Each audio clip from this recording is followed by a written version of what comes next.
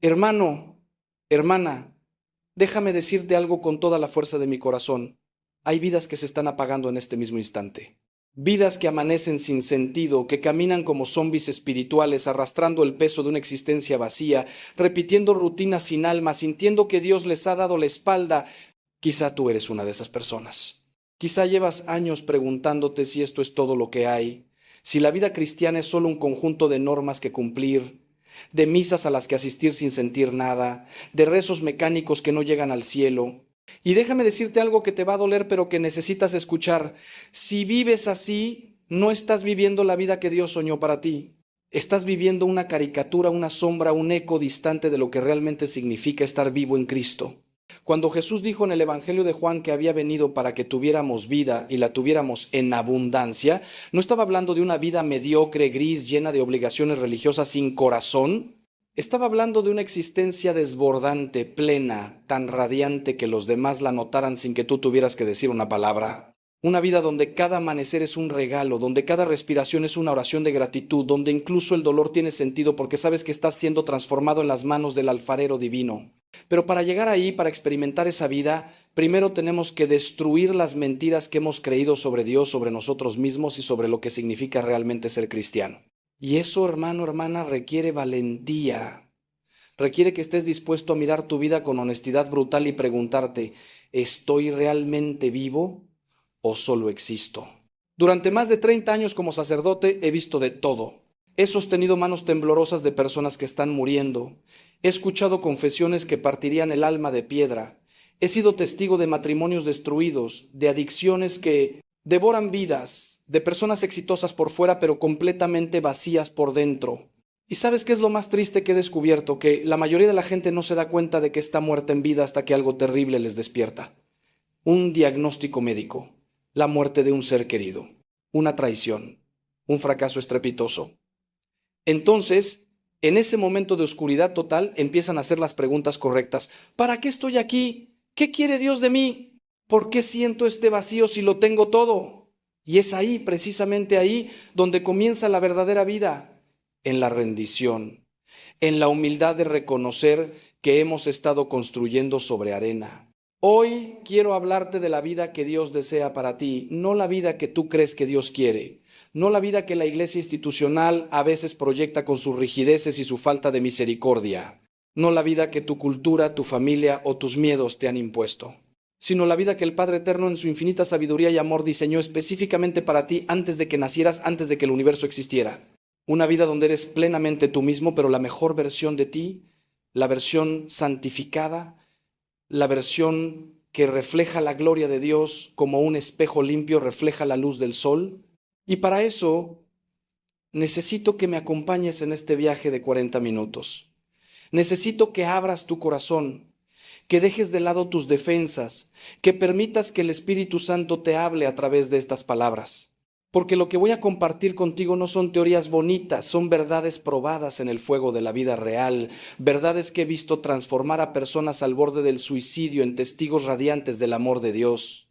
El problema fundamental, hermano, hermana, es que hemos confundido la religión con la relación. Hemos convertido el cristianismo en un código moral, en un conjunto de prohibiciones, en una lista de cosas que no debemos hacer si queremos evitar el infierno. Y Dios, en nuestra imaginación deformada, se ha convertido en un juez severo, en un vigilante cósmico que está esperando que metamos la pata para castigarnos nada más lejos de la verdad. El Dios que Jesús nos reveló es un padre que corre hacia el hijo pródigo cuando todavía está lejos, que organiza una fiesta cuando el perdido es encontrado, que deja 99 ovejas para ir a buscar a la que se extravió. Ese es el Dios real. Un Dios enamorado de ti, obsesionado con tu felicidad, deseoso de darte vida en abundancia, pero para recibir esa vida tienes que estar dispuesto a morir. Morir a tu ego, a tus planes, a tu necesidad de control. Y ahí es donde empieza la aventura más grande que jamás vivirás. La primera gran verdad que necesitas entender es esta: Dios te creó con un propósito único e irrepetible. No eres un accidente cósmico. No eres el resultado de un encuentro casual entre dos células. Eres una idea en la mente de Dios que se hizo carne, un pensamiento divino que tomó forma humana. Antes de que tus padres se conocieran, antes de que la primera estrella brillara en el firmamento, Dios ya te estaba soñando. Ya estaba imaginando tu sonrisa, tu manera de caminar, ese don especial que solo tú tienes y que el mundo necesita desesperadamente. San Pablo lo dice con una claridad meridiana en su carta a los Efesios. Fuimos elegidos en Cristo antes de la fundación del mundo para ser santos e inmaculados en su presencia en el amor. Antes de la fundación del mundo, piensa en eso. Tu existencia no es un plan B, es el plan A de Dios para este momento específico de la historia. Pero aquí viene el problema. La mayoría de nosotros vivimos toda la vida sin descubrir ese propósito. Pasamos décadas persiguiendo las cosas equivocadas, los sueños que nos vendió la cultura, las metas que nos impusieron nuestros padres o nuestro entorno. Estudiamos carreras que no nos apasionan porque dan dinero. Nos casamos con personas que no amamos realmente porque ya es hora o porque todos mis amigos están casando. Trabajamos en empleos que destruyen nuestra alma porque hay que pagar las cuentas. Y año tras año, mes tras mes, día tras día, nos alejamos cada vez más de aquella persona que Dios soñó cuando nos creó, nos convertimos en extraños de nosotros mismos. Y entonces viene el vacío, esa sensación de que algo fundamental falta, de que la vida es una película en blanco y negro cuando debería ser en tecnicolor. Esa inquietud es la voz de Dios llamándote de vuelta a casa, llamándote a ser quien realmente eres. He conocido ejecutivos exitosos, con cuentas bancarias desbordantes, que lloran en mi confesionario porque sienten que han desperdiciado su vida. He conocido a amas de casa agotadas que se han vaciado dando a los demás sin nunca preguntarse qué las hace sentir vivas. He conocido a jóvenes brillantes que están estudiando medicina porque sus padres quieren que sean médicos, cuando lo que realmente arde en su corazón es la música, el arte, el trabajo social. Y todos tienen algo en común. Están viviendo la vida que otros diseñaron para ellos, no la vida que Dios soñó. Y puedes tener todo el éxito del mundo según los estándares humanos, pero si no estás viviendo tu vocación auténtica, tu propósito divino, seguirás sintiendo ese hueco, ese vacío que nada puede llenar. Ni el dinero, ni el sexo, ni el poder, ni el reconocimiento, ni siquiera el amor humano. Porque ese hueco tiene la forma de Dios y solo Dios puede llenarlo. La buena noticia, la noticia maravillosa que quiero que escuches con toda la intensidad de tu ser, es que nunca es tarde para cambiar de rumbo. Nunca es tarde para preguntarle a Dios, ¿qué quieres que haga con mi vida? Y escuchar su respuesta. Nunca es tarde para empezar a vivir tu verdadera vida. He visto a personas de 60, 70 años descubrir su vocación y florecer de maneras que nunca imaginaron. He visto adictos convertirse en consejeros que salvan vidas. He visto a empresarios exitosos dejarlo todo para servir a los pobres y encontrar una alegría que nunca conocieron en sus oficinas de lujo. He visto milagros porque cuando te alineas con el propósito de Dios, cuando dejas que Él tome el volante de tu vida, empiezan a suceder cosas que desafían toda explicación humana. Puertas que estaban cerradas se abren. Personas que necesitas aparecen. Recursos que parecían imposibles se materializan. Y sobre todo, sientes una paz profunda, una alegría que no depende de las circunstancias, un sentido de que finalmente estás en el lugar correcto, haciendo lo correcto, siendo quien debes ser. Pero quiero ser honesto contigo, descubrir y vivir tu propósito no es un camino fácil, no es para cobardes. Requiere un nivel de entrega que nuestra cultura hedonista y narcisista no entiende. Requiere que estés dispuesto a renunciar a cosas buenas para alcanzar lo mejor. Requiere que enfrentes tus miedos más profundos, que sanes tus heridas más antiguas, que perdones lo imperdonable, que confíes cuando todo parece indicar que deberías protegerte. Requiere cruz, sí, cruz. Esa palabra que hemos dulcificado tanto que ha perdido su poder. Jesús no dijo, si alguien quiere venir en pos de mí, que se sienta cómodo y tenga una vida sin problemas. Dijo, que tome su cruz y me siga. La cruz es todo aquello que te invita a morir a ti mismo para que Cristo viva en ti. Es la renuncia diaria a tu voluntad para abrazar la voluntad del Padre. Es elegir el amor cuando el orgullo te pide venganza. Es perdonar cuando la justicia humana pide castigo. Es dar cuando la prudencia mundana te aconseja acumular. Es la muerte del viejo hombre para que nazca el nuevo. Ahora bien, quiero que escuches esto con mucha atención porque aquí está uno de los secretos más importantes de la vida espiritual. La vida que Dios desea para ti no es una vida sin sufrimiento, pero sí es una vida con sentido. La diferencia es abismal. Hay personas que sufren sin sentido, que cargan cruces que no les corresponden, que se han convertido en mártires de causas equivocadas, de relaciones tóxicas, de trabajos que los destruyen. Ese no es el sufrimiento redentor del que habla el Evangelio. Ese es simplemente sufrimiento estúpido, y Dios no te pide que seas estúpido. Dios te pide que seas santo, y la santidad requiere sabiduría. Requiere que aprendas a distinguir entre la cruz que viene de seguir a Cristo y la cruz que viene de tus propias malas decisiones o de permitir que otros abusen de ti. San Ignacio de Loyola tenía un principio maravilloso. Actúa como si todo dependiera de ti, pero confía como si todo dependiera de Dios. Eso es sabiduría espiritual. He visto a tantas personas, especialmente mujeres, destruirse en nombre del sacrificio cristiano.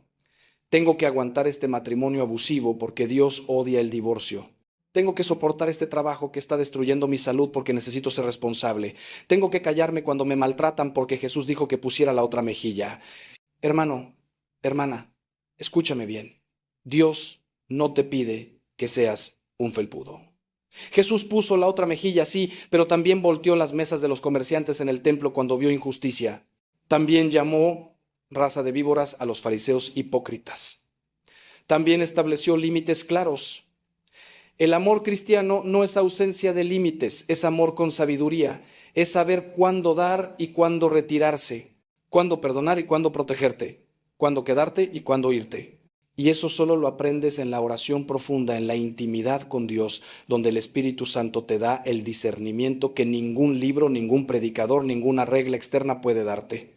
La vida que Dios desea para ti es una vida de libertad auténtica, no libertinaje, que es la esclavitud disfrazada de libertad, sino libertad verdadera, la libertad de los hijos de Dios.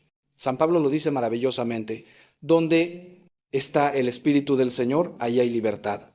¿Libertad de qué? Libertad de la esclavitud del pecado. Libertad de la tiranía de la opinión ajena. Libertad de la necesidad de aprobación.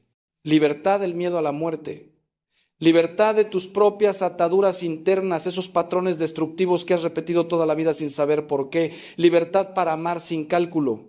Libertad para dar sin esperar nada a cambio. Libertad para ser vulnerable sin que eso te destruya. Libertad para fallar sin que eso defina tu identidad.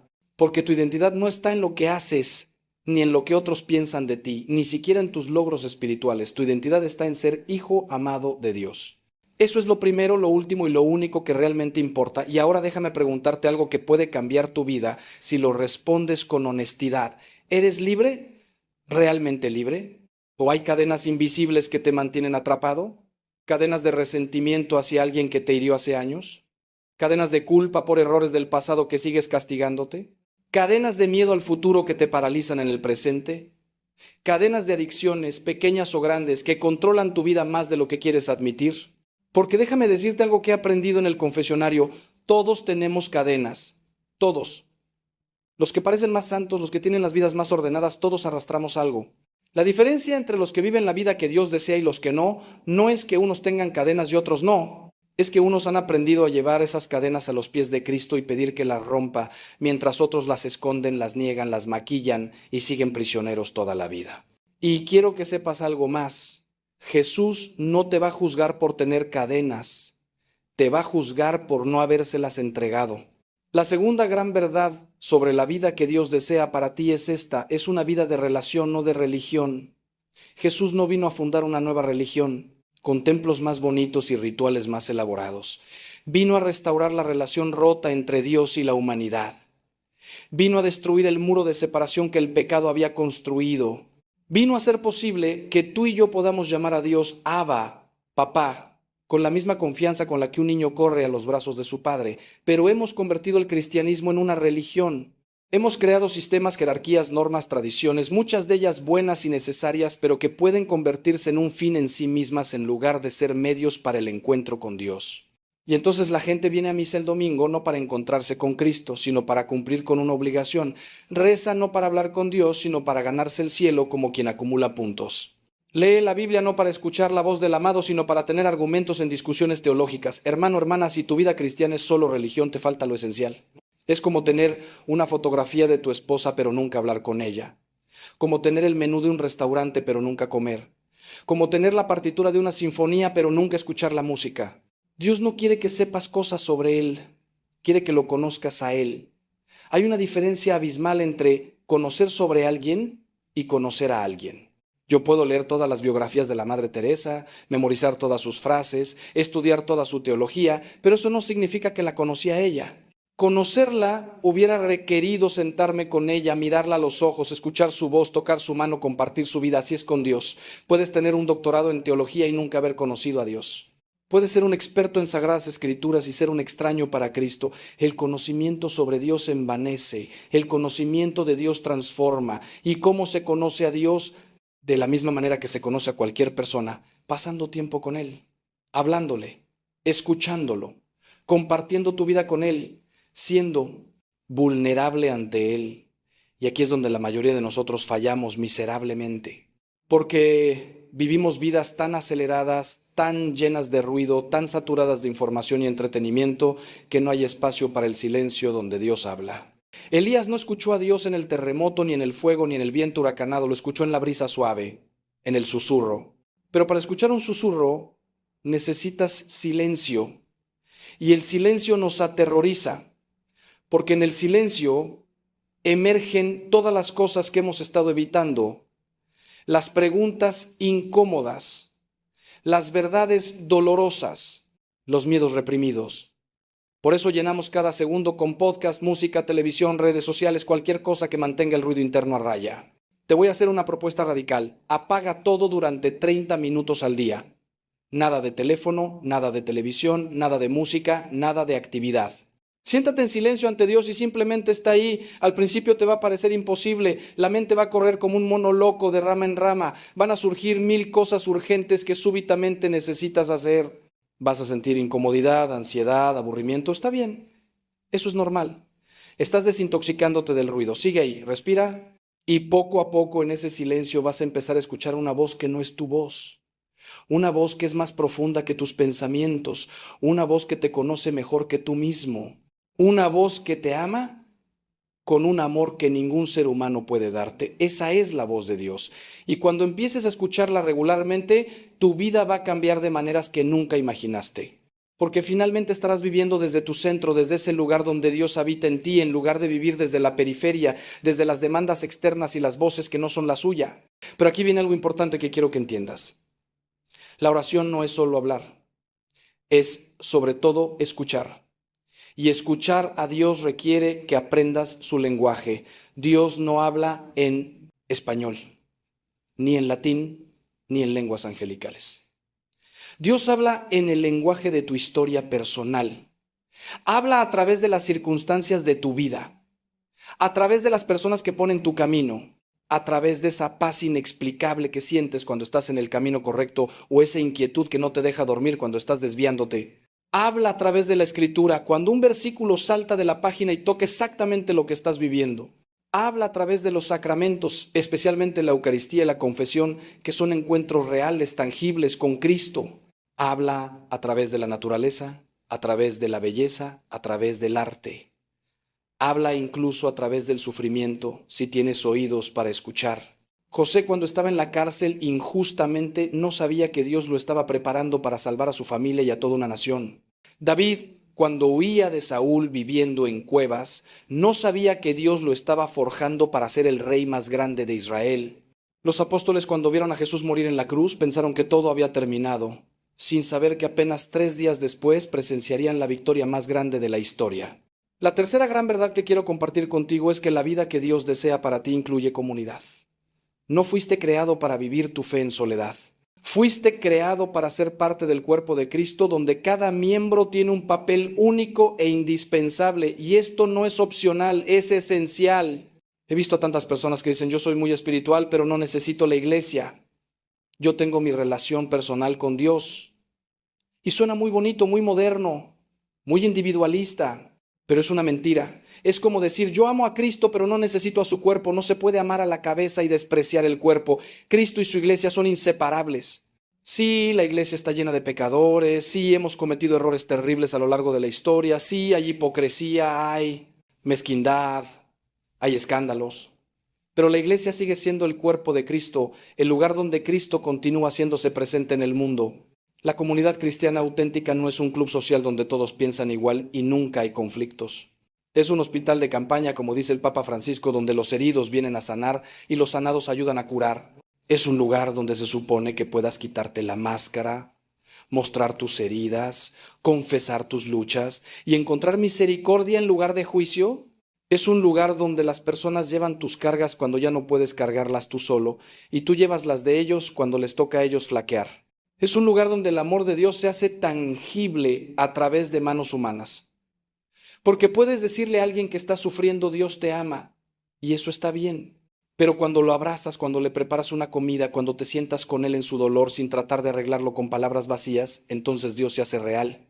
El problema es que muchas comunidades cristianas se han convertido en teatros donde todos actúan como si tuvieran sus vidas perfectamente ordenadas. Llegas el domingo con tu mejor ropa, tu mejor sonrisa, y dices, estoy bien, gracias a Dios, cuando por dentro te estás desmoronando. Y nadie se atreve a decir la verdad porque tenemos miedo de ser juzgados, de ser vistos como menos espirituales, de perder el respeto de los demás. Pero eso no es comunidad, eso es teatro. La comunidad verdadera comienza cuando alguien tiene el coraje de decir, no estoy bien, mi matrimonio se está cayendo a pedazos, estoy luchando con la pornografía, tengo pensamientos suicidas, no sé si todavía creo en Dios.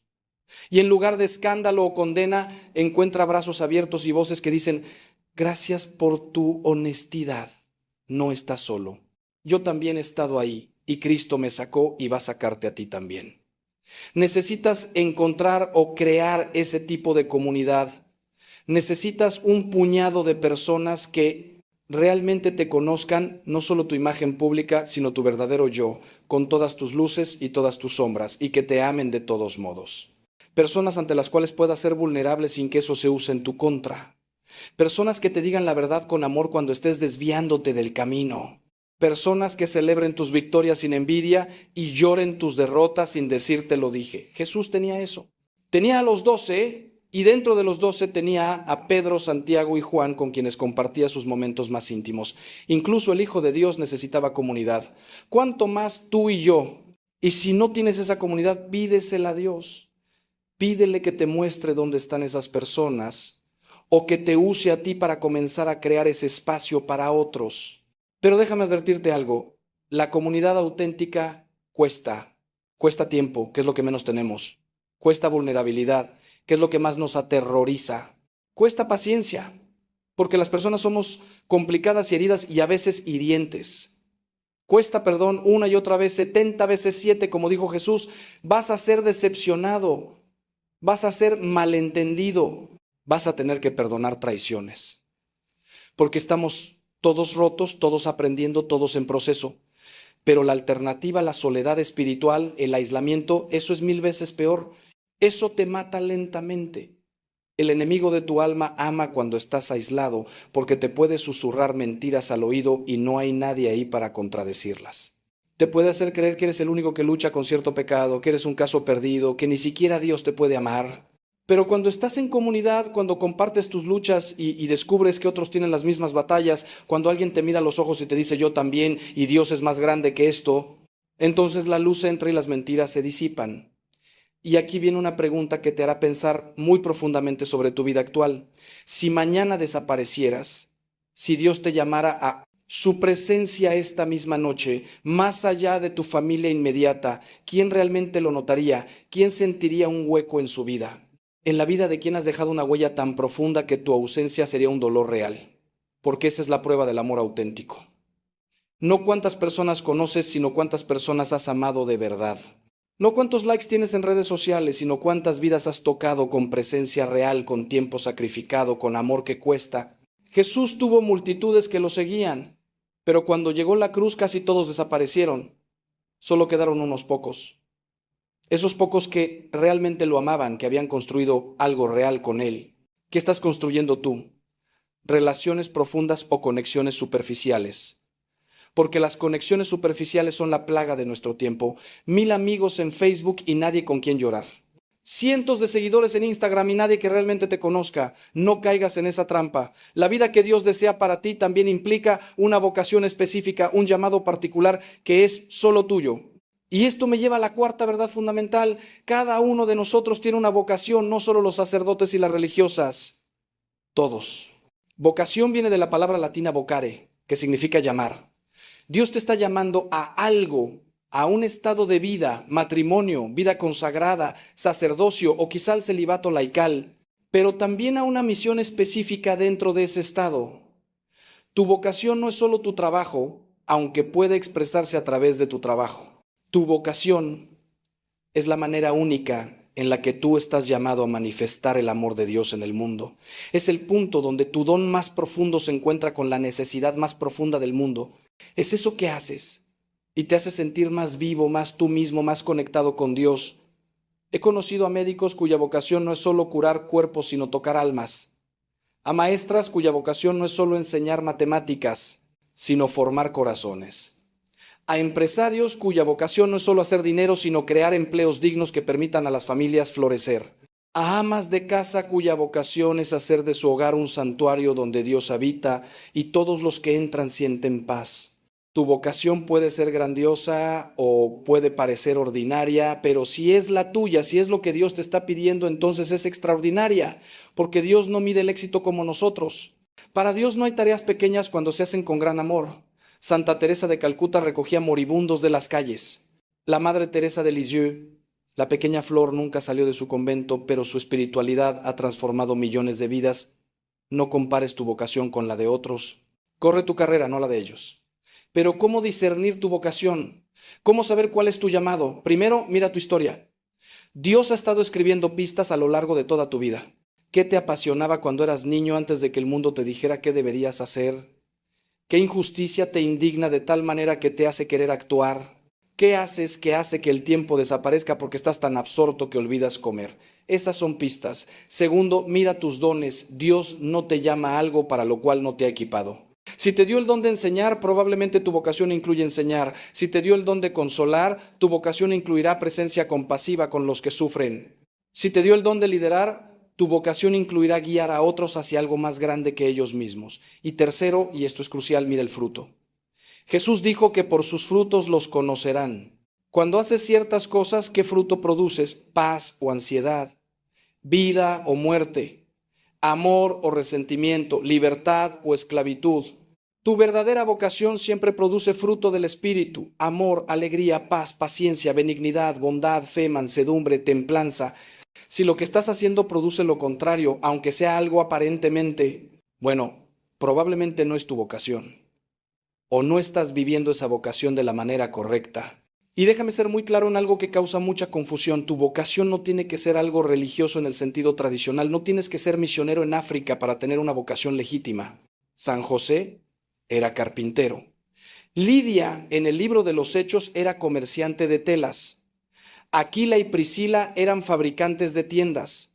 Y sin embargo fueron instrumentos poderosos en las manos de Dios.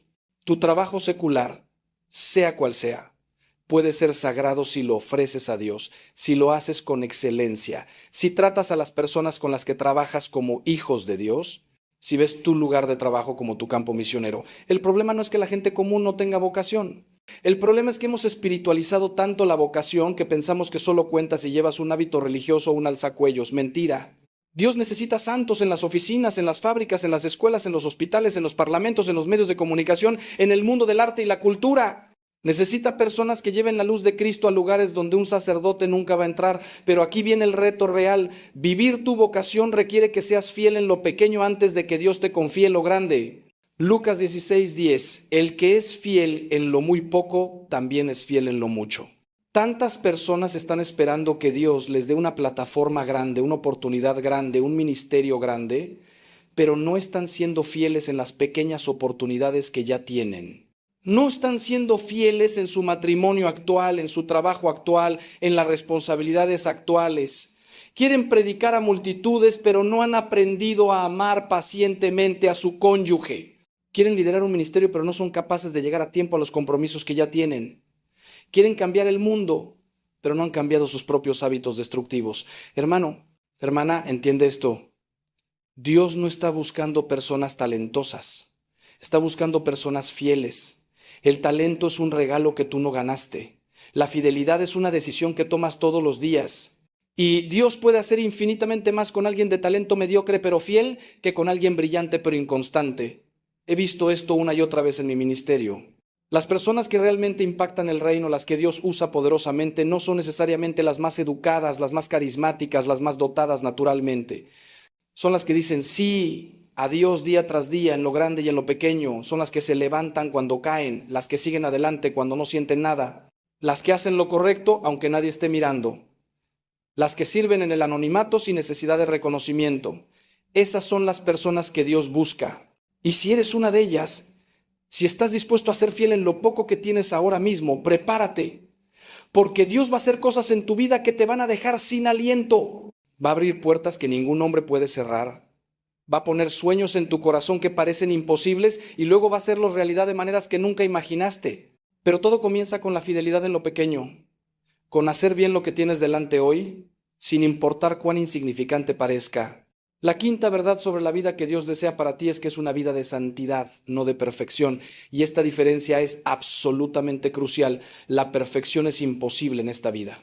Si estás esperando ser perfecto antes de sentir que puedes agradar a Dios, vas a esperar toda la vida y morir frustrado. La santidad, por otro lado, no es ausencia de pecado, es dirección hacia Dios. Es levantarte cada vez que caes. Es desear agradar a Dios más que cualquier otra cosa, aunque falles 1000 veces en el camino. Los santos no eran personas perfectas, eran personas que dejaron que Dios los hiciera santos. Pedro negó a Cristo 3 veces. Pablo persiguió a la iglesia. Agustín vivió en concubinato durante años. María Magdalena tenía 7 demonios. El buen ladrón era literalmente un criminal. Y sin embargo, todos ellos son santos. ¿Por qué? Porque en algún momento dijeron sí a la gracia de Dios y permitieron que esa gracia los transformara. El perfeccionismo es una de las armas favoritas del enemigo contra los cristianos sinceros. Te hace creer que si no lo haces todo perfectamente, entonces no vale la pena intentarlo, te paraliza con el miedo al fracaso, te hace abandonar cada vez que metes la pata, te roba la alegría porque siempre estás midiendo, comparando, juzgándote. Y déjame decirte algo que he aprendido después de décadas de escuchar confesiones: el perfeccionismo no viene de Dios, viene del orgullo y del miedo. Viene del orgullo porque en el fondo estás tratando de ganarte la salvación con tus propios esfuerzos, de ser lo suficientemente bueno como para merecer el amor de Dios. Y viene del miedo porque no puedes soportar la idea de que otros vean tus fallas, tu debilidad, tu humanidad quebrada. Pero escucha esto: Dios ya vio todas tus fallas, todas tus debilidades, todos tus pecados pasados, presentes y futuros, y te ama exactamente igual. No te ama por lo que haces, te ama por quien eres. Eres su hijo, su hija, y nada puede cambiar eso. La santidad, a diferencia de la perfección, es accesible para todos. Es un camino, no un destino. Es un proceso, no un evento. Y el primer paso en ese camino es el más difícil. Aceptar que eres amado tal como eres ahora mismo, no tal como serás cuando finalmente superes ese pecado que tanto te avergüenza ahora mismo. Con todas tus neurosis, tus adicciones, tus fallas, tus dudas, Dios te ama ahora. No está esperando a que te arregles para amarte, te ama en medio de tu desastre. Y es precisamente ese amor incondicional e inmerecido, lo que tiene el poder de transformarte. Porque cuando realmente entiendes que eres amado así, cuando eso penetra no solo tu mente, sino tu corazón, algo cambia fundamentalmente en ti. Ya no tratas de ganarte el amor de Dios con tu comportamiento. Tratas de responder a su amor con gratitud. Y eso cambia todo. Pero hermano, hermana, déjame ser claro. Aceptar que Dios te ama tal como eres no significa que debas quedarte como estás. El amor de Dios es transformador. Si realmente has encontrado a Dios, si realmente has experimentado su amor, vas a cambiar. No puedes quedarte igual. Sería como decir que te metiste al fuego y no te quemaste, que te sumergiste en el agua y no te mojaste. Imposible. Pero el cambio no viene del esfuerzo agonizante de mejorar por tu cuenta. Viene de permanecer en su presencia, de exponerte a su luz, de dejar que su amor te desarme y te rehaga. Es como ponerse al sol. No tienes que esforzarte para broncearte, simplemente te quedas ahí y el sol hace su trabajo. Así es la santidad. Te quedas en la presencia de Dios, en su palabra, en los sacramentos, en la oración, en el servicio a los demás, y el Espíritu Santo hace su obra en ti. Vas a cambiar, pero no por tu fuerza, por la gracia.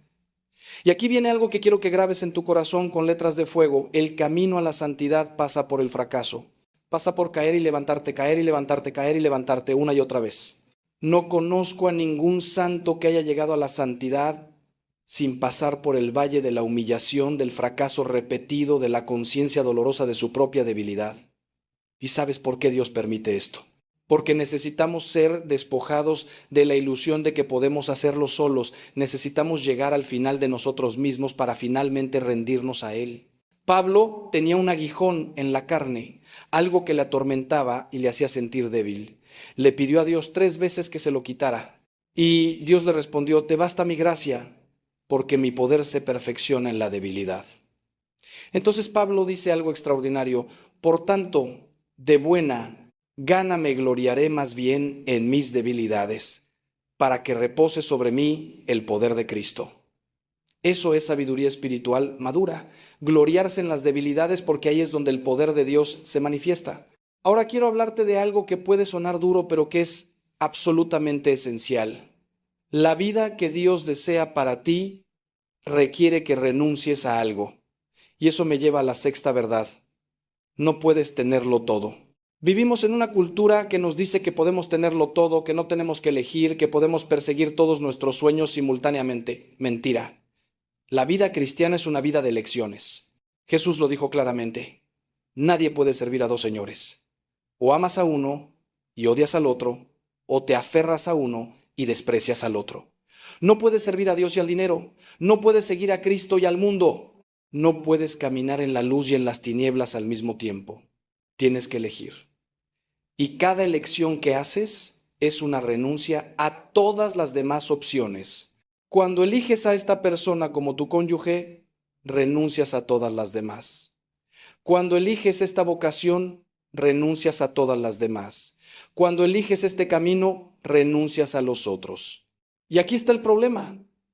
Vivimos en una generación que no quiere renunciar a nada. Queremos mantener todas las opciones abiertas. Queremos relaciones sin compromiso, trabajo sin lealtad, fe sin sacrificio, amor sin cruz, resultado sin esfuerzo. Y entonces terminamos con vidas fragmentadas, superficiales, sin profundidad en nada, porque la profundidad requiere enfoque. Requiere que cabes en un solo lugar en lugar de hacer 100 hoyos superficiales. Requiere que digas no a 1000 cosas buenas para poder decir sí a las pocas cosas esenciales.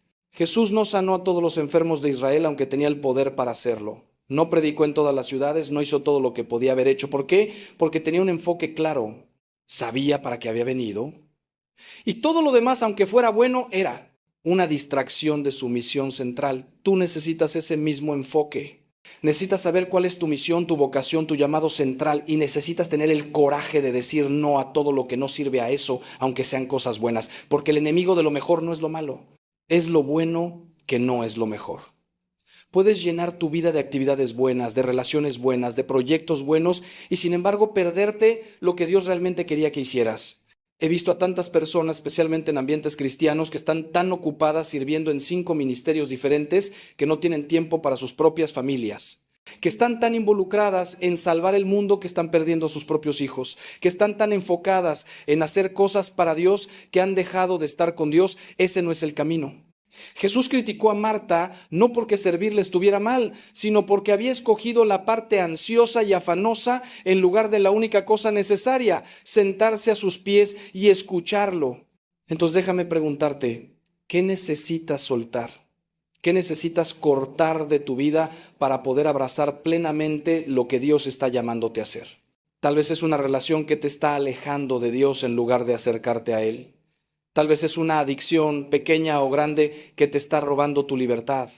Tal vez es una ambición que viene de tu ego herido en lugar de tu verdadero llamado. Tal vez es una amargura, un resentimiento que has estado alimentando durante años. Tal vez es una comodidad, un estilo de vida al que te has acostumbrado, pero que te está impidiendo dar el siguiente paso en tu camino espiritual. Sea lo que sea, ya lo sabes. El Espíritu Santo ya te lo ha mostrado. Has estado evitando mirarlo directamente, racionalizándolo, justificándolo, pero en tu corazón sabes exactamente qué es lo que necesitas soltar.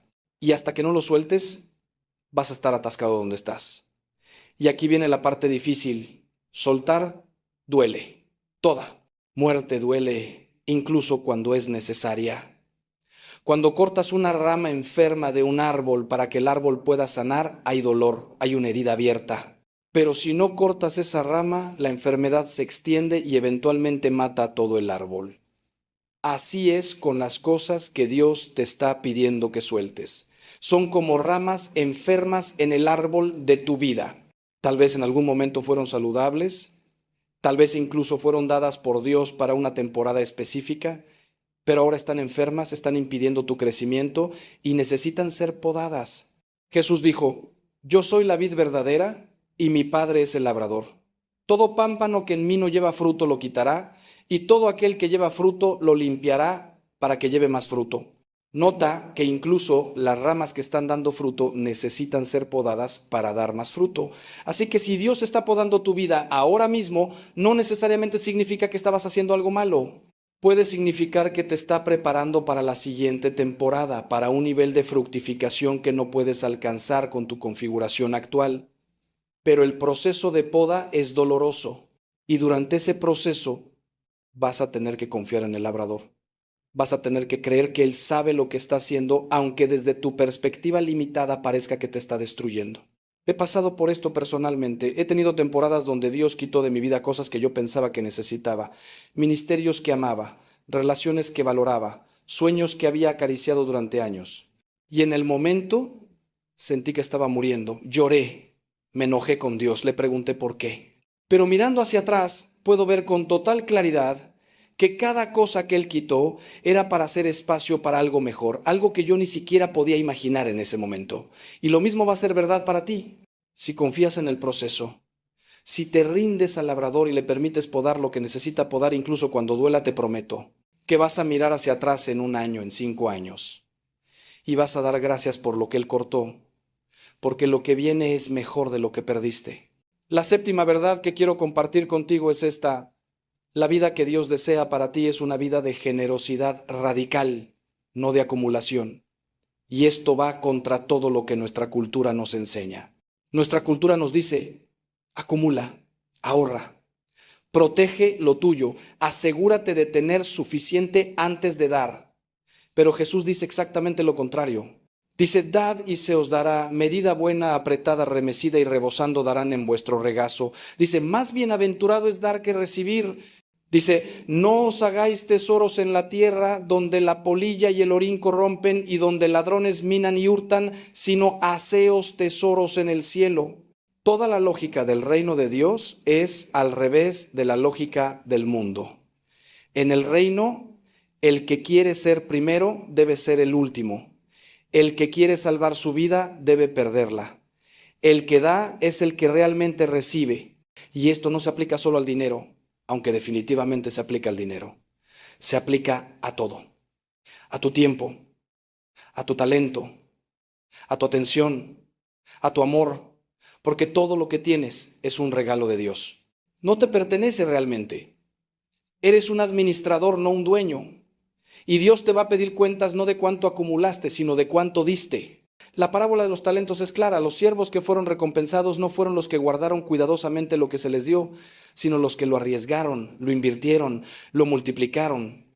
El siervo que enterró su talento para mantenerlo seguro fue llamado malo y negligente. ¿Por qué? Porque vivió con miedo en lugar de con fe, porque se enfocó en no perder en lugar de ganar, porque fue egoísta en lugar de generoso. Y muchos cristianos viven exactamente así. Viven vidas pequeñas, temerosas, calculadas, siempre preguntándose ¿qué gano yo? En lugar de ¿cómo puedo dar? Déjame decirte algo que he comprobado miles de veces. No puedes dar más que Dios, es imposible. Puedes intentarlo, pero siempre vas a perder. Él siempre te va a superar en generosidad. He visto a personas dar más allá de lo que tenía sentido lógico y he visto a Dios proveer de maneras milagrosas. He visto a familias compartir lo poco que tenían con otros que tenían aún menos, y de alguna manera ese poco nunca se acababa, siempre alcanzaba. Es como la multiplicación de los panes y los peces. El niño dio su almuerzo, probablemente lo único que tenía para comer ese día, y Jesús lo multiplicó para alimentar a 5,000. Pero nota que primero tenía que soltar lo que tenía. Si se hubiera aferrado a su almuerzo pensando es muy poco, no va a hacer diferencia, se hubiera perdido el milagro. ¿Cuántos milagros nos perdemos porque no estamos dispuestos a soltar lo poco que tenemos? Y aquí está la paradoja hermosa. Cuando vives generosamente, cuando das sin calcular, cuando compartes sin esperar nada a cambio, tú eres el más beneficiado. No porque Dios te vaya a hacer rico materialmente, aunque a veces lo hace, sino porque algo cambia dentro de ti. El dar rompe el poder del dinero y de las posesiones sobre tu corazón. Rompe la idolatría de la seguridad. Rompe el espíritu de escasez que te hace vivir con miedo constante de que no va a haber suficiente. Y te llena de una alegría, de una libertad, de una ligereza que ninguna cantidad de dinero en el banco puede darte.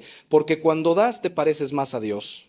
Y cuando te pareces más a Dios, experimentas más de su gozo. San Pablo lo dice perfectamente: Dios ama al dador alegre, no al dador obligado, no al dador resentido, no al dador que da para quedar bien, al dador alegre, al que da porque entiende que todo es gracia, que todo es regalo y que el gozo más profundo viene de dar, no de acumular. Pero quiero ser específico aquí, porque este es un tema donde hay mucho abuso en ambientes cristianos. La generosidad radical no significa que seas irresponsable. No significa que des todo tu dinero y dejes a tu familia sin lo necesario. No significa que permitas que otros abusen de tu bondad. Pablo dice claramente: si alguno no provee para los suyos y mayormente para los de su casa, ha negado la fe y es peor que un incrédulo. Tienes responsabilidades. Pero la pregunta es: ¿qué es realmente necesario y qué es exceso? ¿Cuánto de lo que gastas en ti mismo es verdadera necesidad y cuánto es simplemente deseo de comodidad, de estatus, de seguridad falsa? Vivimos en sociedades donde lo que consideramos necesidades hubieran sido lujos inimaginables para el 99% de los humanos que han existido en la historia. Necesitamos hacer un inventario honesto de nuestras vidas y preguntarnos: ¿estoy viviendo con lo necesario y dando el resto, o estoy acumulando mientras otros pasan necesidad? Y no se trata de sentirte culpable. La culpa no viene de Dios. Se trata de libertad. Se trata de vivir con las manos abiertas en lugar de con los puños cerrados. Se trata de confiar en que el Dios que viste a los lirios del campo y alimenta a las aves del cielo te va a cuidar a ti también. Se trata de experimentar la aventura de la fe, de dar un paso más allá de tu zona de comodidad y ver a Dios moverse. Porque cuando vives así, cuando vives generosamente, tu vida se vuelve emocionante. Nunca sabes qué va a hacer Dios a continuación, qué puerta va a abrir, qué persona va a poner en tu camino, qué necesidad va a suplir de maneras creativas que nunca anticipaste. Es como vivir en las páginas del libro de los Hechos, donde cada día traía un nuevo milagro, una nueva aventura. Esa es la vida que Dios desea para ti. No una vida de cálculo temeroso, sino de generosidad audaz que confía en que Él siempre va a proveer. Ahora llegamos a la octava, ¿verdad? Y esta puede ser la más difícil de aceptar. La vida que Dios desea para ti incluye el perdón. Perdón hacia otros y perdón hacia ti mismo. Y no estoy hablando de un perdón superficial, de esas palabras vacías que decimos porque sabemos qué es lo que deberíamos decir. Estoy hablando de un perdón profundo, visceral, que viene del corazón y que realmente libera. Porque hermano, hermana, déjame decirte algo que he aprendido en el confesionario. La falta de perdón es un veneno. Es un cáncer espiritual que te consume desde adentro. Puedes justificarlo todo lo que quieras.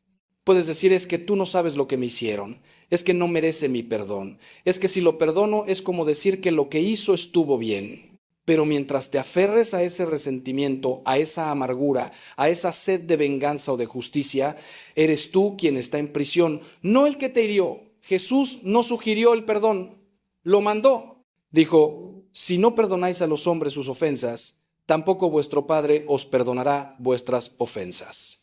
Y en el Padre Nuestro, la oración que nos enseñó incluye: perdona nuestras ofensas como nosotros perdonamos a los que nos ofenden. Como nosotros perdonamos. Es condicional. No puedes recibir el perdón de Dios si no estás dispuesto a darlo. ¿Por qué Dios es tan duro en esto? Porque Él sabe que la falta de perdón nos destruye. Sabe que no podemos estar en comunión con Él mientras estamos llenos de odio hacia otros. Sabe que el resentimiento es una cadena que nos mantiene atados al pasado, incapaces de avanzar hacia el futuro que Él tiene preparado. El perdón no es primeramente un regalo que le das a la persona que te hirió. Es un regalo que te das a ti mismo. Es la llave que abre tu prisión. Pero entiendo que el perdón es difícil. especialmente cuando el daño ha sido profundo, cuando has sido traicionado por alguien en quien confiabas, cuando has sido abusado por alguien que debía protegerte, cuando has perdido algo irreemplazable por la negligencia o la maldad de otro. No te estoy pidiendo que minimices el daño, no te estoy pidiendo que finjas que no pasó nada, no te estoy pidiendo que vuelvas a confiar en alguien que no ha demostrado ser confiable. El perdón no es confianza. La confianza se gana, se reconstruye lentamente con el tiempo. El perdón es una decisión unilateral que tomas de soltar la deuda, de renunciar a tu derecho de venganza, de entregar la justicia a Dios y salir de la prisión del resentimiento. Puedes perdonar a alguien y aún así establecer límites saludables con esa persona. Puedes perdonar y aún así permitir que haya consecuencias naturales por sus acciones, pero no puedes sanar si no perdonas. Y aquí viene algo crucial que muchos no entienden. El perdón es un proceso, no un evento único. Raras veces perdonas profundamente una sola vez y ya está, especialmente en heridas grandes. Tienes que perdonar una y otra vez, porque el dolor resurge, los recuerdos vuelven, y cada vez que vuelven tienes que volver a elegir el perdón. Es como pelar una cebolla, capa por capa. Cada capa que quitas hay otra debajo. Pero cada vez que perdonas, cada vez que vuelves a soltar, te acercas más a la libertad completa. Y un día te vas a dar cuenta de que puedes pensar en esa persona, en esa situación, sin que tu estómago se contraiga, sin que tu corazón se llene de veneno. Podrás recordar sin revivir. Podrás mirar el pasado sin que te destruya el presente. Esa es la señal de que el perdón ha hecho su obra completa. Y créeme, vale cada lágrima, cada oración, cada decisión de volver a soltar. Porque del otro lado del perdón está la vida, está la paz, está la libertad que Cristo prometió. Pero hay otra dimensión del perdón que quizá es aún más difícil para muchos: perdonarte a ti mismo. ¿Cuántas personas conozco que han recibido el perdón de Dios, que entienden teológicamente que sus pecados están perdonados, pero que no pueden perdonarse a sí mismos? Siguen castigándose por errores del pasado, siguen reviviendo sus fracasos, siguen diciéndose: ¿cómo pude ser tan estúpido? ¿Cómo pude lastimar a esa persona? Nunca voy a poder superar lo que hice. Y eso, hermano, hermana, es orgullo disfrazado de humildad. Porque estás diciendo que tu estándar es más alto que el de Dios, que aunque Dios ya perdonó y olvidó, tú no puedes hacerlo. Que aunque la sangre de Cristo fue suficiente para todos los demás pecados, no fue suficiente para el tuyo. Suena piadoso, pero es en realidad una forma sutil de poner tu juicio por encima del de Dios. Si Dios te ha perdonado, y lo ha hecho si se lo has pedido sinceramente, entonces necesitas perdonarte a ti mismo. Necesitas soltar esa autoflagelación constante. Necesitas dejar de definirte por el peor momento de tu vida. Necesitas aceptar que eres humano, que los humanos fallamos y que fallar no te descalifica del amor de Dios ni de tu vocación. Moisés mató a un hombre y fue el libertador de Israel. David cometió adulterio y asesinato y fue llamado un hombre conforme al corazón de Dios. Pedro negó a Cristo y fue el primer papa. Saulo persiguió a la iglesia y se convirtió en Pablo, el apóstol más prolífico. Dios tiene un historial de usar personas rotas, personas que fallaron estrepitosamente, personas que tenían todo tipo de razones para descalificarse a sí mismos, porque Dios no llama a los calificados, califica a los llamados. Y si Él te ha llamado, si sientes ese fuego en tu corazón, entonces necesitas responder, no importa lo que hayas hecho en el pasado. Déjame preguntarte directamente, ¿a quién necesitas perdonar? Di su nombre en tu corazón ahora mismo. Sabes quién es y qué de ti mismo. ¿Qué decisión pasada, qué error, qué temporada oscura de tu vida necesitas finalmente soltar y entregar a la misericordia de Dios? Porque no puedes caminar hacia tu futuro cargando todo ese peso del pasado. En algún momento tienes que dejarlo en la cruz. Tienes que clavar ahí tus resentimientos, tus amarguras, tu culpa, tu vergüenza y dejarlos morir con Cristo para que puedas resucitar con Él a una vida nueva. Y eso no va a pasar automáticamente. Es una decisión que tienes que tomar y probablemente es una decisión que vas a tener que tomar muchas veces hasta que finalmente se vuelva parte de ti. Pero cada vez que la tomes, cada vez que elijas el perdón sobre el resentimiento, la misericordia sobre el juicio, estarás eligiendo la vida. Y poco a poco, esa vida va a florecer en ti de maneras hermosas. Llegamos ahora a la novena verdad. y esta va a resonar profundamente con muchos de ustedes. La vida que Dios desea para ti es una vida de autenticidad, no de actuación. Dios no quiere tu mejor versión editada para redes sociales, quiere tu verdad. Quiere tu humanidad quebrada, tu lucha real, tus dudas honestas, porque Dios no puede sanar lo que tú ocultas, no puede transformar lo que tú niegas. Y hemos creado una cultura cristiana, tengo que decirlo con dolor, donde la honestidad es penalizada y la fachada es premiada, donde todos tenemos que aparentar que estamos bien, que nuestra fe es fuerte, que nuestro matrimonio es perfecto, que nuestros hijos son angelitos, y mientras tanto por dentro nos estamos desmoronando. Los matrimonios están cayendo a pedazos detrás de las sonrisas dominicales. Los jóvenes están perdiendo la fe, pero no se atreven a hacer preguntas porque tienen miedo de ser juzgados. Las personas están luchando con depresión, con ansiedad, con adicciones, pero lo esconden porque temen que si alguien supiera la verdad, serían rechazados. Escúchame bien, Dios conoce tu verdad, ya la sabe toda. No hay nada oculto que no le sea manifiesto. No hay pensamiento que puedas esconderle. No hay secreto que Él no conozca. Y sabiendo absolutamente todo sobre ti, todas las cosas feas que piensas, todas las cosas vergonzosas que has hecho, todos los motivos impuros detrás de tus acciones aparentemente buenas, sabiendo todo eso, te ama completamente, sin reservas, sin condiciones, sin segundas intenciones. Te ama. Punto. Entonces, ¿por qué te sigues escondiendo de Él como Adán y Eva se escondieron en el jardín después de pecar? ¿Por qué sigues fingiendo ante Él cuando Él ya lo sabe todo? La única persona a la que estás engañando es a ti mismo. Y mientras sigas ocultando, mientras sigas actuando, mientras sigas presentando una versión editada de ti mismo, incluso en tu tiempo de oración, no vas a experimentar la intimidad profunda con Dios que tu alma anhela. La autenticidad comienza en la oración. Comienza cuando te atreves a presentarte ante Dios sin máscaras, sin excusas, sin justificaciones. Cuando puedes decirle, Dios, estoy enojado contigo. Dios, no entiendo por qué permitiste que esto pasara. Dios, te he fallado otra vez y estoy cansado de fallar. Dios, tengo miedo. Dios, no sé si realmente creo lo que se supone que debo creer. Los salmos están llenos de este tipo de honestidad brutal. David le grita a Dios. Le pregunta por qué lo ha abandonado. Le dice que sus enemigos lo están destruyendo. Expresa dudas, miedos, frustraciones. Y nunca fue castigado por esa honestidad. Al contrario, fue llamado un hombre conforme al corazón de Dios. Porque Dios prefiere tu honestidad enojada a tu hipocresía piadosa. Prefiere tus preguntas reales a tus respuestas falsas. Prefiere tu duda sincera a tu fe fingida. Y esa autenticidad necesita extenderse a tu comunidad. Necesitas encontrar espacios donde puedas quitarte la máscara, donde puedas ser honesto sobre tus luchas sin ser juzgado, donde puedas recibir ayuda en lugar de condena. Y si esos espacios no existen en tu iglesia, tal vez Dios te está llamando a crear uno. Tal vez necesitas ser tú quien da el primer paso de vulnerabilidad, quien dice en voz alta lo que todos están pensando en silencio, quien admite que no tiene todas las respuestas, quien confiesa que está luchando. Y sí, es aterrador porque arriesgas el rechazo, arriesgas que la gente te vea como menos espiritual, pero también arriesgas algo hermoso, que tu honestidad dé permiso a otros para ser honestos, que tu vulnerabilidad cree un espacio donde otros finalmente puedan exhalar y ser reales. Y cuando eso sucede, cuando la gente puede finalmente ser auténtica, ahí es donde comienza la verdadera sanidad, la verdadera transformación, la verdadera comunidad. Porque déjame decirte algo que he visto miles de veces.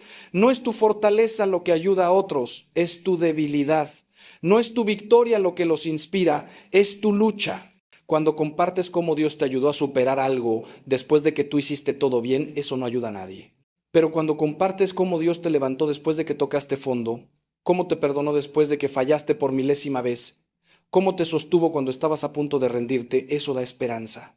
Porque todos hemos estado ahí, todos hemos tocado fondo, todos hemos fallado, todos hemos querido rendirnos y necesitamos saber que hay esperanza del otro lado, que Dios no nos descarta, que nuestros fracasos no escriben el final de nuestra historia. Eso es lo que necesitamos escuchar, no historias de personas perfectas que siempre lo hicieron bien, historias de personas quebradas que encontraron a un Dios que especializa en reconstruir ruinas. La 10ª verdad que quiero compartir contigo es esta: la vida que Dios desea para ti es una vida arraigada en la esperanza, no en el optimismo ingenuo. Y hay una diferencia crucial entre estos dos.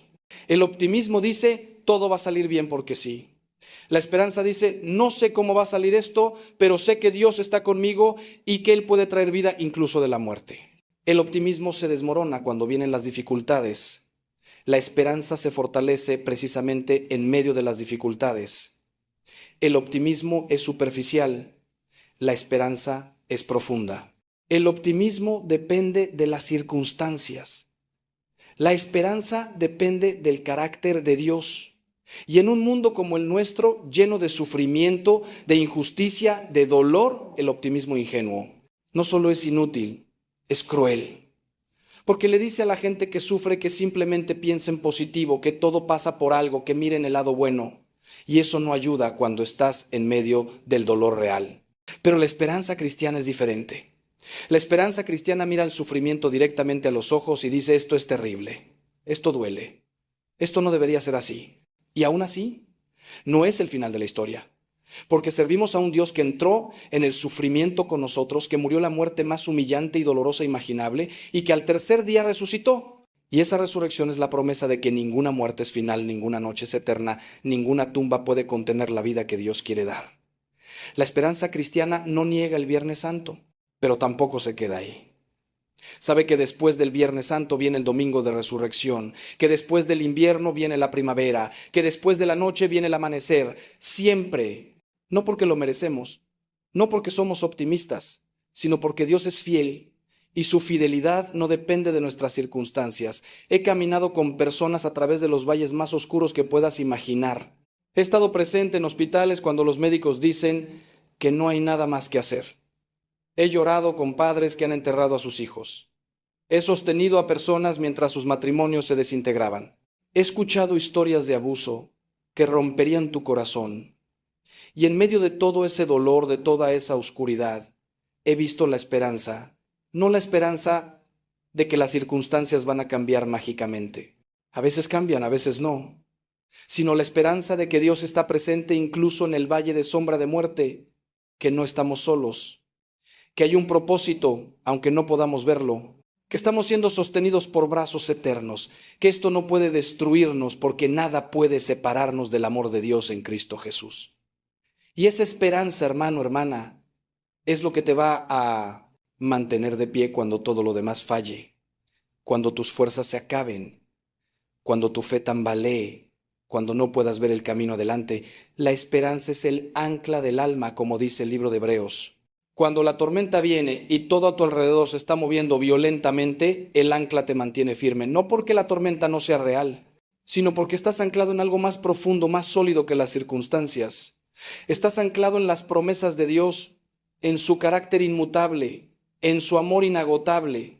Y mientras estés anclado ahí, ninguna tormenta puede hundirte, puede sacudirte, puede mojarte, puede asustarte, pero no puede hundirte.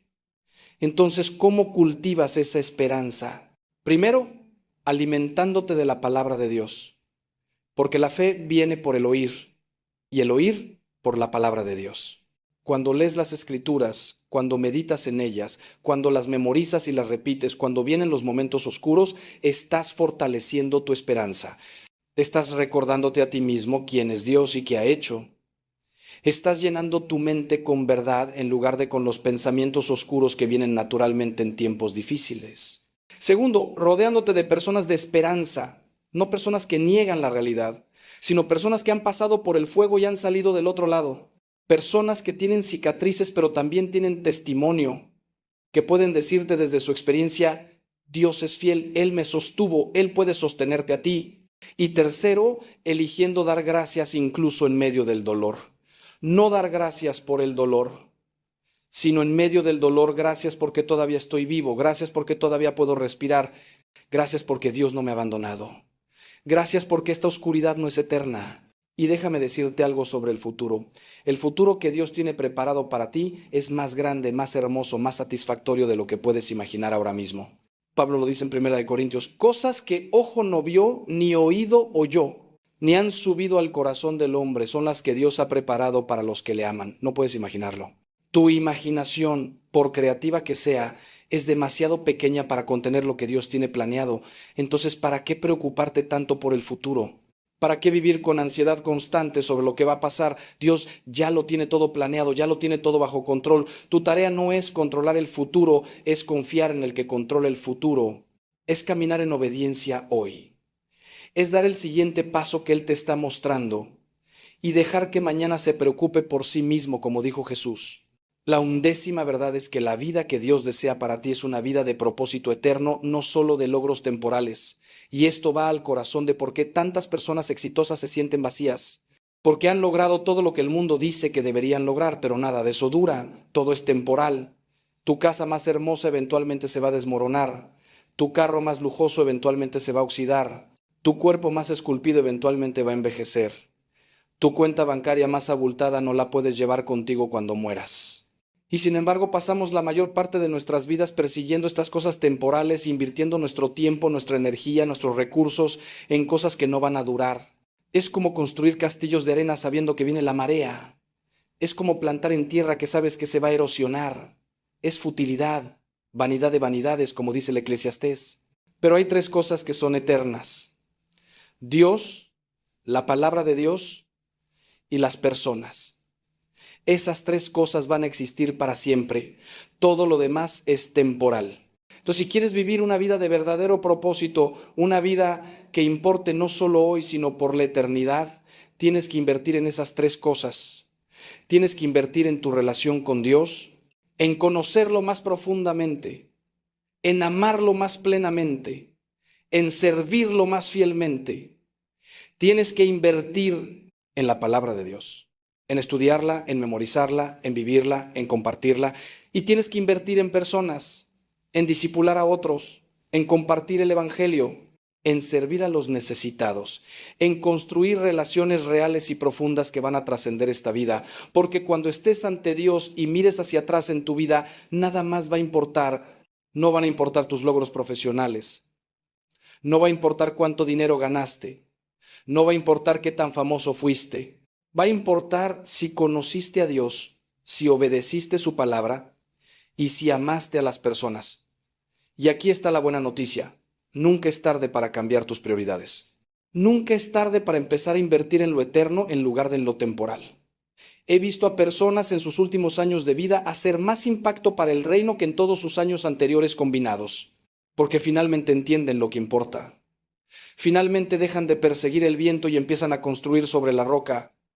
Y su vida se vuelve poderosa, se vuelve significativa, se vuelve una bendición para muchos, porque ya no están viviendo para sí mismos, están viviendo para algo más grande, para alguien más grande. Y eso lo cambia todo, le da sentido al sufrimiento, le da propósito a los días ordinarios, le da dirección a cada decisión. Entonces déjame preguntarte, ¿en qué estás invirtiendo la mayor parte de tu vida? Si alguien mirara cómo pasas tu tiempo, cómo gastas tu dinero, qué ocupa tus pensamientos, ¿qué conclusión sacarías sobre tus prioridades reales? No las que profesas, sino las que vives. Porque tus prioridades reales se reflejan en tu calendario y en tu chequera. Ahí está la verdad. Y si eres honesto, probablemente vas a darte cuenta de que estás invirtiendo la mayoría de tus recursos en cosas temporales. En hacer más dinero para comprar más cosas.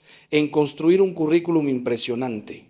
En mantener una imagen en redes sociales, en entretenimiento que no deja nada, y muy poco en cosas eternas.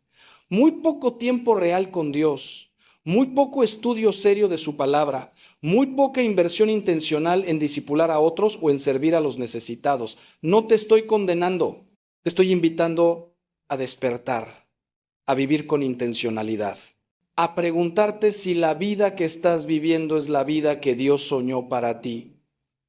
O si te has dejado llevar por la corriente de la cultura, viviendo en piloto automático, persiguiendo los sueños que todos persiguen sin preguntarte si son los sueños correctos. Porque el tiempo pasa rápido, hermano, hermana, más rápido de lo que crees. Un día te despiertas y tienes 50 años, 60 años, 70 años y te preguntas dónde se fue el tiempo.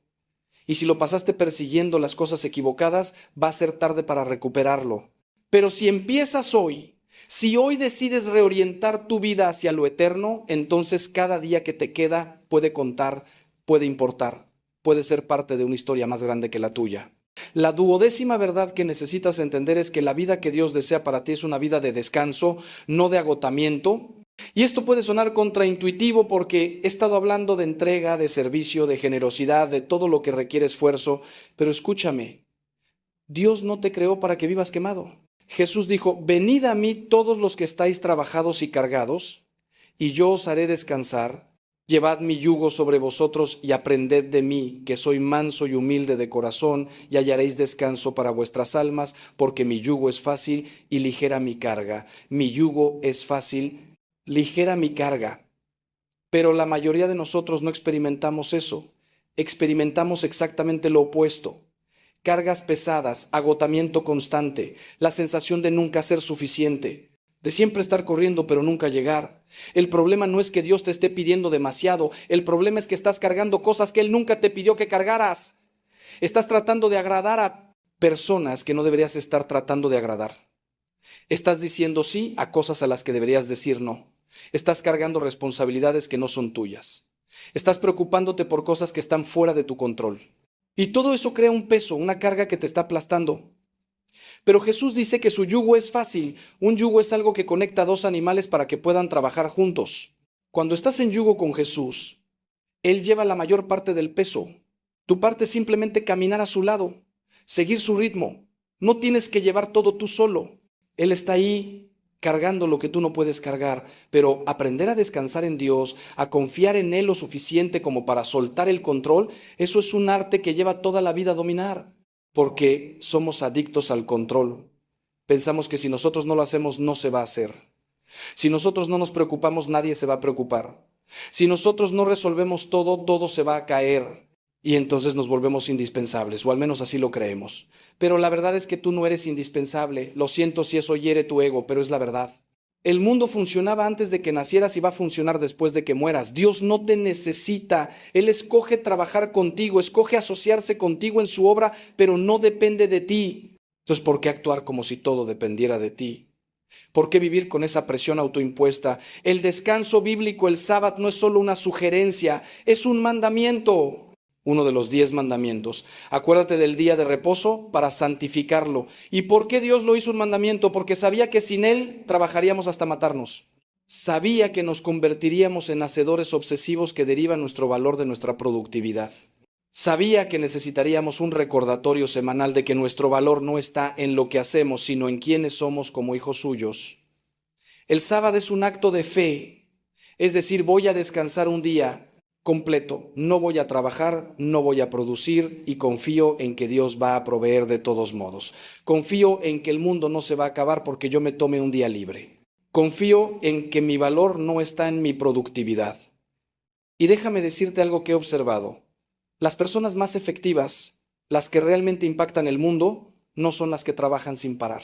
Son las que saben cuándo trabajar y cuándo descansar, las que protegen su tiempo de renovación, las que entienden que son seres humanos, no máquinas, y que necesitan tiempo para estar, no solo para ser.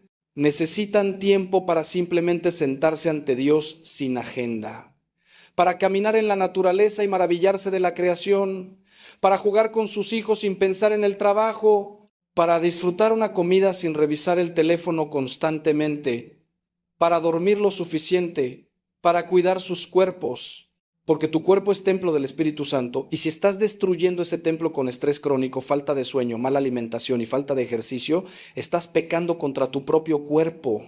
La 13ª verdad que quiero compartir es que la vida que Dios desea para ti es una vida de gozo profundo, no solo de felicidad superficial. Hay una diferencia abismal entre gozo y felicidad.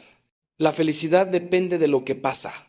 Felicidad viene de la misma raíz que happening, lo que pasa. Cuando las cosas van bien eres feliz, cuando van mal no lo eres. Es completamente dependiente de las circunstancias, pero el gozo es diferente. El gozo es una corriente profunda que fluye incluso cuando la superficie está turbulenta. Es una paz que sobrepasa todo entendimiento. Es poder cantar alabanzas en medio de la prisión como Pablo y Silas. Es poder decir con Job, aunque él me mate, en él esperaré. Es algo sobrenatural que no tiene sentido lógico para los que no conocen a Dios. Este gozo del que hablo no es emoción superficial, no es andar con una sonrisa falsa pretendiendo que todo está bien cuando no lo está. Es algo mucho más profundo. Es la confianza inquebrantable de que eres amado por Dios, que nada puede separarte de ese amor y que Él está trabajando todas las cosas, incluso las dolorosas, para tu bien y para su gloria. Es poder llorar y al mismo tiempo tener paz. Es poder estar triste por las circunstancias, pero no desesperado por el futuro. Es poder enfrentar la muerte con esperanza porque sabes que no es el final. Este gozo es uno de los frutos del Espíritu Santo. No es algo que produces con esfuerzo, es algo que recibes cuando permaneces conectado a la vid que es Cristo. Y déjame decirte algo importante. Dios quiere que tengas gozo. No solo quiere que seas santo y disciplinado y sacrificado, quiere que seas gozoso. El gozo del Señor es tu fortaleza, dice Nehemías. Dios no es un aguafiestas cósmico que está molesto cuando te diviertes. Él creó el placer, Él creó la risa, Él creó la celebración. Él creó los sentidos para que pudieras disfrutar de la comida, de la música, de la belleza. Él creó las relaciones para que pudieras experimentar amor e intimidad. Dios no está en contra del placer. Está en contra del placer que se convierte en ídolo, que tomas en lugar de Él, que te destruye en lugar de bendecirte. Pero el placer puro, el gozo auténtico que viene de disfrutar los regalos de Dios con gratitud, eso le encanta. Le encanta verte feliz. Como cualquier padre ama ver a sus hijos disfrutar. Entonces, estás viviendo una vida cristiana miserable, sombría, donde todo es obligación y nada es celebración, algo está mal.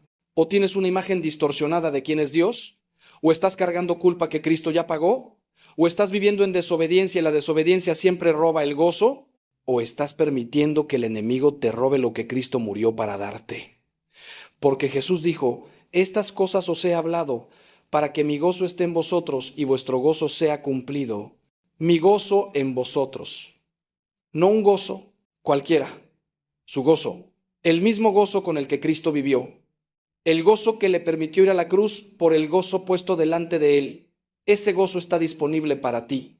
Es parte de tu herencia como hijo de Dios. Pero tienes que elegirlo.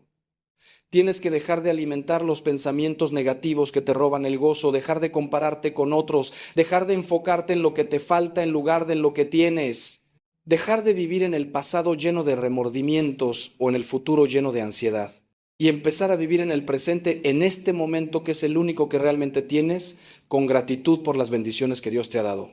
Porque cuando vives así, cuando vives con los ojos abiertos a las bondades de Dios que te rodean cada día, cuando dejas de dar por sentado el milagro de que estás vivo, de que puedes respirar, de que tienes otro día para amar y ser amado, entonces el gozo se vuelve tu compañero constante.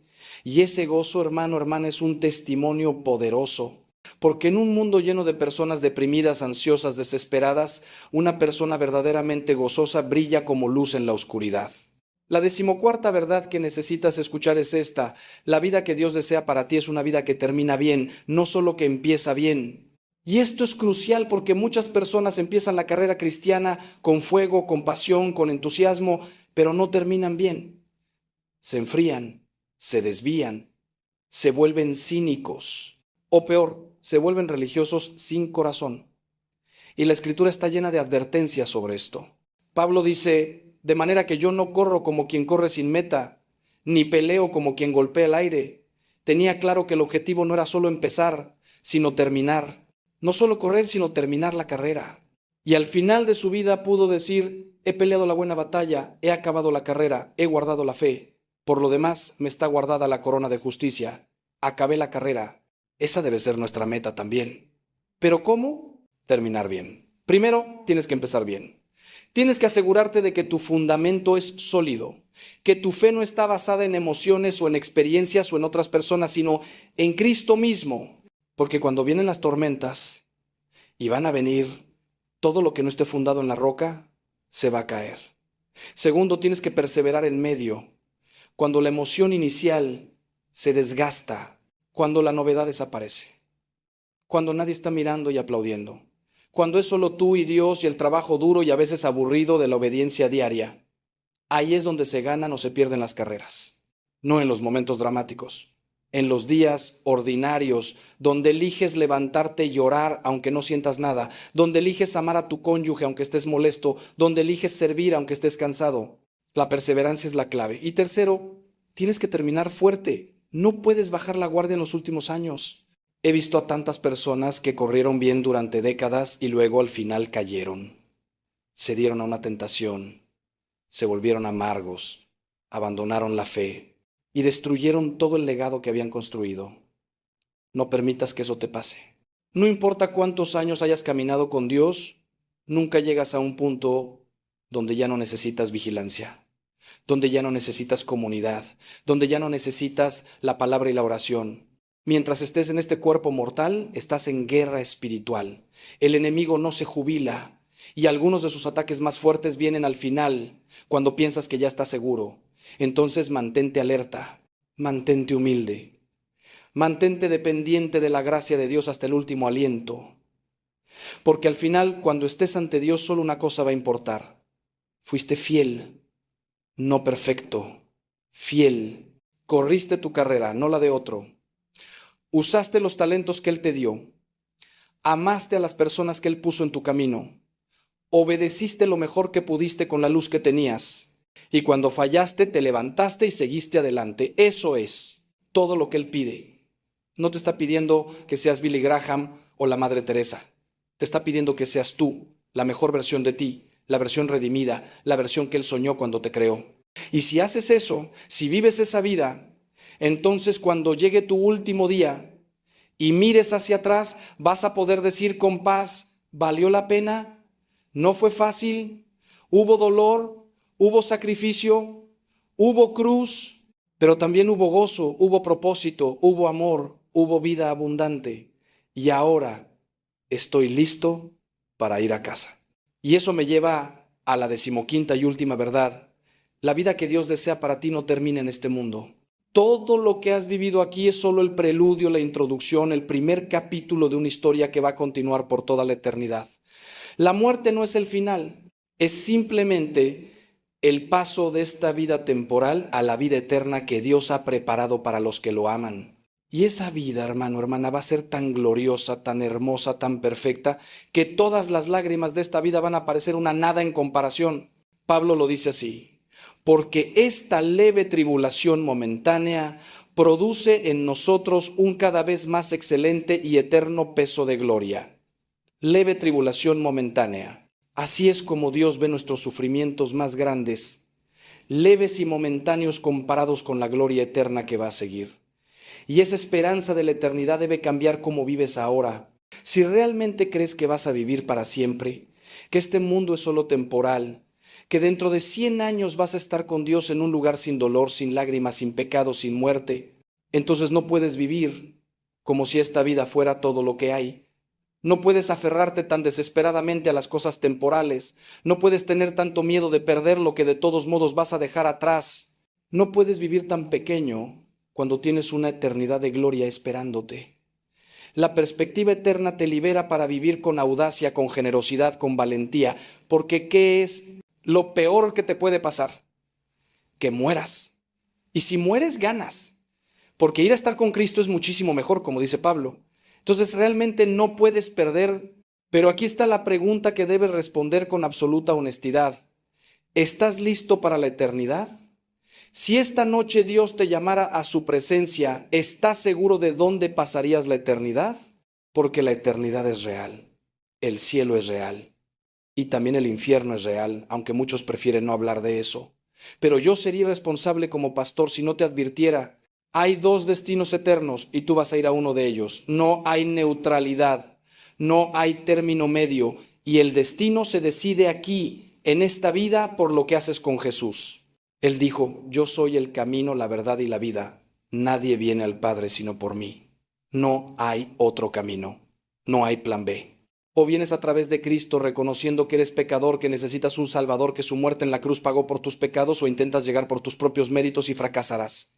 La decisión más importante que vas a tomar en toda tu vida es qué hacer con Jesús. Y no puedes posponerla indefinidamente. No tienes la garantía de mañana. No sabes si vas a despertar mañana. Hoy es el día de salvación, dice la Escritura. Hoy, no mañana, no cuando arregles tu vida primero. Hoy, tal como estás, con todo tu desorden, con todas tus dudas, con todos tus pecados.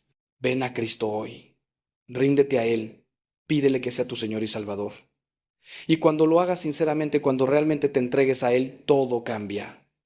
no instantáneamente tal vez. La santificación es un proceso que dura toda la vida, pero algo fundamental cambia. Pasas de muerte a vida, de tinieblas a luz, de ser esclavo del pecado a ser hijo de Dios. Y comienzas a vivir la vida que Dios siempre deseó para ti. Esa vida que hemos estado explorando durante esta charla, una vida de propósito, de libertad, de autenticidad, de comunidad, de generosidad, de esperanza, de gozo, de santidad, de amor. Una vida que no es fácil, que incluye cruz, que requiere muerte al ego, pero que es infinitamente más satisfactoria que cualquier alternativa. Una vida que vale la pena vivir. Una vida que importa no solo ahora, sino por la eternidad. Una vida donde cada día tiene significado porque estás colaborando con Dios en su obra redentora en el mundo. Una vida donde eres plenamente tú mismo, pero la mejor versión de ti, la versión para la cual fuiste creado. Una vida que refleja la gloria de Dios como un espejo limpio refleja el sol. Y quiero que sepas algo, no importa dónde estés ahora mismo, no importa qué tan lejos te hayas desviado, no importa cuántos errores hayas cometido, no importa cuánto tiempo hayas desperdiciado, no importa qué tan roto te sientas, Dios te está llamando, te está invitando a vivir esta vida, está extendiendo su mano hacia ti en este preciso momento. Y todo lo que tienes que hacer es tomar esa mano, todo lo que tienes que hacer es decir sí, sí a su amor, sí a su plan, sí a la aventura de seguirlo. Y cuando digas ese sí, cuando des ese paso de fe, vas a descubrir que Él ya ha estado ahí todo el tiempo, esperándote, persiguiéndote con su amor implacable, preparando el camino para este momento. Hermano, hermana, no dejes pasar este momento, no endurezcas tu corazón, no sigas posponiendo lo que sabes que necesitas hacer. La vida que Dios desea para ti está esperándote, pero tienes que tomarla, tienes que elegirla. Nadie puede hacerlo por ti. Tus padres no pueden, tu cónyuge no puede, tu pastor no puede. Esta es tu decisión, tu elección, tu momento. Y te prometo con todo lo que soy, que si eliges seguir a Cristo, si eliges vivir la vida que Él diseñó para ti, nunca te vas a arrepentir. Habrá momentos difíciles, sí. ¿Habrá cruz? Sí. Pero también habrá gozo, habrá paz, habrá propósito, habrá amor, habrá vida, vida abundante, vida plena, vida eterna. Y mientras caminas este camino, quiero que recuerdes algo. No estás solo. Dios está contigo. Su espíritu habita en ti. Su gracia te sostiene. Su amor te rodea. Y además tienes una familia espiritual, hermanos y hermanas en Cristo que están caminando el mismo camino, que entienden tus luchas, que pueden animarte cuando flaqueas, que pueden celebrar contigo tus victorias. Búscalos. Conéctate con ellos, sé parte de esa comunidad, porque fuimos creados para caminar juntos, no solos. Y juntos somos más fuertes, más sabios, más capaces de resistir los ataques del enemigo y de avanzar hacia la meta. Te bendigo en el nombre del Padre, del Hijo y del Espíritu Santo. Bendigo tu mente para que piense los pensamientos de Dios. Bendigo tu corazón para que ame como Dios ama. Bendigo tus manos para que hagan la obra de Dios. Bendigo tus pies para que caminen en los caminos de Dios. Bendigo tu vida entera para que sea un reflejo de la gloria de Dios. Y declaro sobre ti que la vida que Dios desea para ti no es un sueño lejano, es una realidad que puede comenzar hoy, ahora mismo, en este instante. Si tú lo decides, gracias por acompañarme en esta reflexión profunda. Gracias por abrir tu corazón y permitir que estas palabras entraran. Oro para que el Espíritu Santo tome lo que hemos compartido y lo haga real en tu vida. Que no sean solo palabras bonitas que escuchaste, sino verdades transformadoras que cambian tu manera de vivir. Si este mensaje tocó tu corazón, si te ayudó, si te dio esperanza, compártelo con alguien más que lo necesite. Porque todos necesitamos recordar que Dios nos ama, que tiene un plan hermoso para nosotros, que la vida abundante que Jesús prometió es posible. Y si quieres seguir recibiendo mensajes como este, mensajes que fortalezcan tu fe, que te ayuden a crecer espiritualmente, que te acompañen en tu camino con Dios, suscríbete a este canal. Activa las notificaciones, porque cada semana vamos a seguir explorando juntos lo que significa vivir como verdaderos discípulos de Cristo en este mundo que tanto necesita su luz. Que Dios te bendiga abundantemente, que su rostro resplandezca sobre ti, que te llene de su paz, de su gozo, de su amor, y que te dé la gracia y la valentía para vivir la vida que Él siempre deseó para ti. Una vida que vale la pena, una vida que importa, una vida que es verdaderamente vida. Amén.